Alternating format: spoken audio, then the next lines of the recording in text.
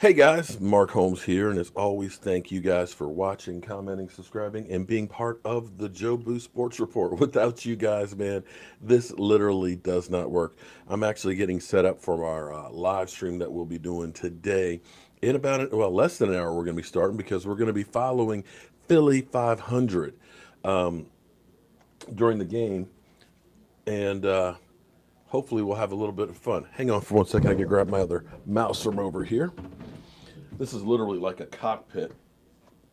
You have to kind of slide in here. There's actually a lot of equipment that I use to set this whole thing up and run and do my shows. As you can see, I actually have three different mice that are all color coded because I've got two computers here and one right in front of me, and then a fourth one that's over there to do all of this stuff. It's actually kind of a nightmare, and like somebody said, I'd probably be better off if I hired a tech person, if I had that kind of money to come through and set up a true system. But I'm kind of hard-headed and do all the stuff myself, so that's where we are with that. So it is what it is. But anyway, I'm going to stir things up just a little bit here because um, I posted a video last night about my quarterback, Dak Prescott, who gets more hate, it seems, than anybody else. He is definitely more scrutinized than anybody else in the NFL. But I'm going to pose a question, and this is a real question. Some of you guys will automatically go, "You're crazy." But is Dak Prescott the best quarterback from the 2016 draft? Now, make no mistake about it. This draft may go down like the 83 draft because we've got so many quarterbacks. This draft is actually unusual because you have, here it is, 4 years after the draft, you actually have four starters that are actually still playing in the NFL. You have one that already has a ring, although I still say he's wearing somebody else's ring. You've got another guy who's been to a Super Bowl, and you've had another one who's had been to the playoffs twice, and Dak Prescott, and now you've got Jacoby Brissett, who's making you say Andrew Luck who? So to have four quarterbacks that are good from one draft, that's pretty amazing.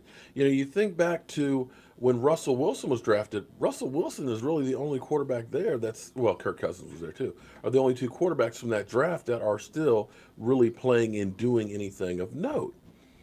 But as we go through, and we still have yet to pay Dak Prescott, which seems to be the thing where people will use that against him and say, well, the Cowboys don't trust him. That's why they haven't paid him. The Cowboys don't really believe in him. Well, no, the Cowboys are trying to get the best deal as possible is what they're trying to do. I mean, they go through with everybody. We know we go through hell when it comes to paying people. We did this with Des Bryant. We did this with DeMarcus Lawrence. We did this with Zeke Elliott. It's what they do. Instead of keeping negotiations quiet and things like that, they want to try and make it out to be the victim. And we're not going to go into that for this conversation. The original premise of this video was, is Dak Prescott the best quarterback from the 2016 draft? And right now, you kind of have to start looking at that where we are right now. I know a lot of people will say, Dak Prescott, he doesn't have Carson Wentz has a ring. He's better because Carson Wentz has a ring. But you look at Carson Wentz right now, you look at what's going on in Philadelphia and how people are questioning him, how the fans are turning on him. You look at Jared Goff. Yes, he was in the Super Bowl last year, but you look at how he digressed towards the end of that season and going into the playoffs. It was not Jared Goff that carried them. It was their running game, and now that the running game is not there, it seems to be that he's suffering. Jacoby Brissett, he finally got his opportunity. To his surprise, that Andrew Luck, ended up retiring. And then you have Dak Prescott, who has been the steady one throughout his career, getting better as he goes along. So let's just go through the draft that was. You had overall Jared Goff, first pick in the draft, first year. A lot of people questioned if he was going to ever be a quarterback in the NFL. He played that poorly. But then you had Sean McVay who came in, who realized how to use him with play action and used the running game to maximize what he had. And for that year, that second year and the third year, at least until people started getting hurt, he did really, really well. And that's where he got the bulk of his numbers. From there, of course, we got Carson Wentz. Carson Wentz, who we talk about, or they talk about, how he was an MVP candidate his second year, his 13 game stretch in there was great. He played lights out. But I also will kind of say, pump the brakes just a little bit, because what people don't seem to remember is that defense that Philadelphia had before. Having a great defense also makes those games that you play look a lot better, because the defense is getting the ball for you. The defense is taking the other team out, so you don't have to score as much. And you are in a better position. Also, they had the fourth best running attack in the NFL. They were balanced. And that team, you can see the difference now. Their defense isn't playing as well. And they don't have the running game like they did. When they had the running game against Green Bay, they destroyed Green Bay. When they don't do as well. So as much as we want to say it's all just the quarterback, it's about the people around the quarterback too. Because you're looking at him this year, he's come back down to earth. You can't honestly look and say Carson Wentz is an MVP candidate right now. And then Paxton Lynch. Whoo-wee. Cowboy fans, you need to be thanking your lucky stars that we who wanted Paxton Lynch did not get that guy. Bust all the way around. And is part of the whole chain of Denver trying to get a quarterback year after year after year, but seeming to miss every single time. Thank God we didn't get that guy. Christian Hackenberg. Anybody heard from Christian Hackenberg? Anyone? Jacoby Brissett. All of a sudden, Jacoby Brissett, he's looking pretty good.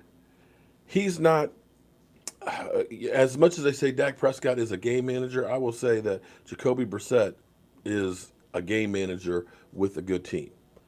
That's not to say, because this is really his first opportunity to really, really play, how he's going to develop down the road. It takes time to develop. You could look at Russell Wilson, whose numbers were almost identical to Dak Prescott's his first 3 years. Actually, Dak Prescott's were a little bit better, believe it or not. But his fourth year, that power of four, things changed immensely. You get more comfortable. The team is truly yours. You know the offense in and out. You know your personnel. You're able to do more things because you've been in the system longer. And that may happen with Jacoby Brissett too. We'll have to see. He needs more time to find that one out. And from there, one of the many, many mistakes by the Cleveland Browns. Kobe Kessler. Yeah. Bust all over him. And then finally,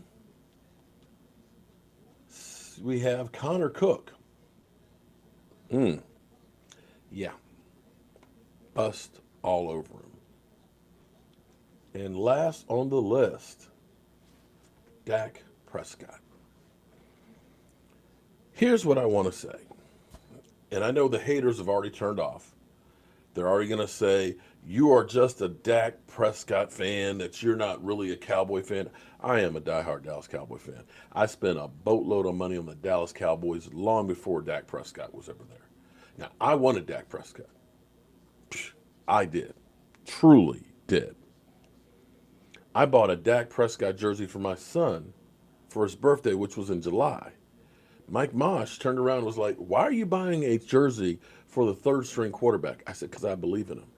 I was at the draft saying, Dak Prescott, draft this guy. So I'm in the tank for him. Just make no mistake about it. But I was a Cowboy fan long before Dak Prescott. But when we go through the numbers,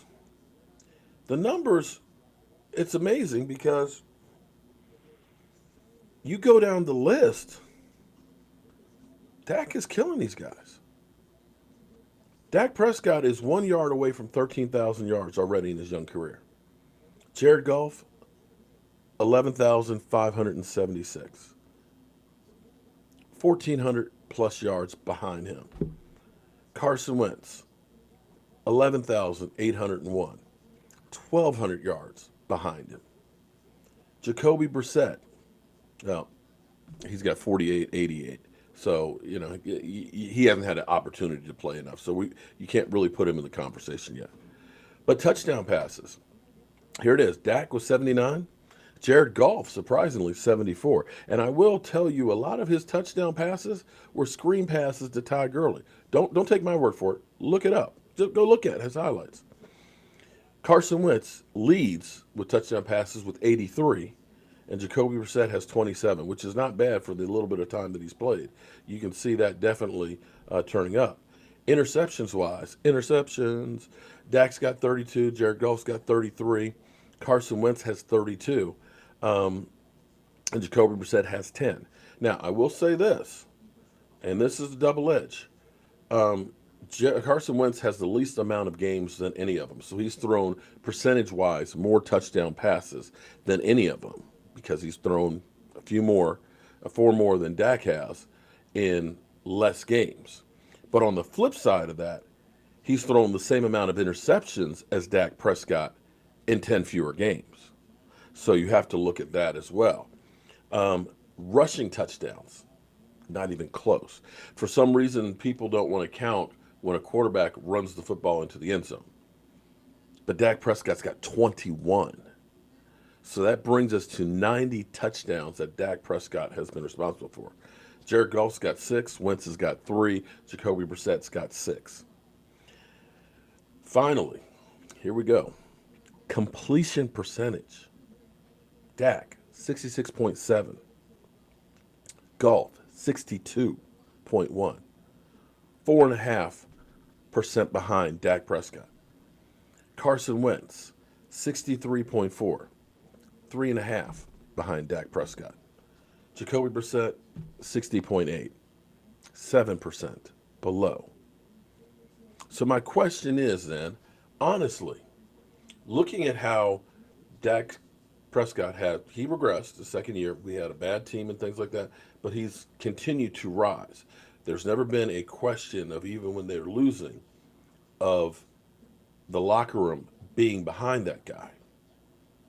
Who is the quarterback that you'd rather have on your team? Dak, Wentz, Goff, Jacoby Brissett, Connor Cook, Paxton Lynch, and I can't remember whoever the other one was. And if you're honest to yourself, you look at that quarterback class, and people that say trade Dak or he's a bum, let's draft somebody else.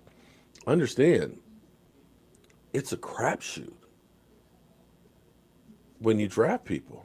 You can see right there, this draft class was an excellent quarterback draft class. This draft class did a lot better than what most people probably thought.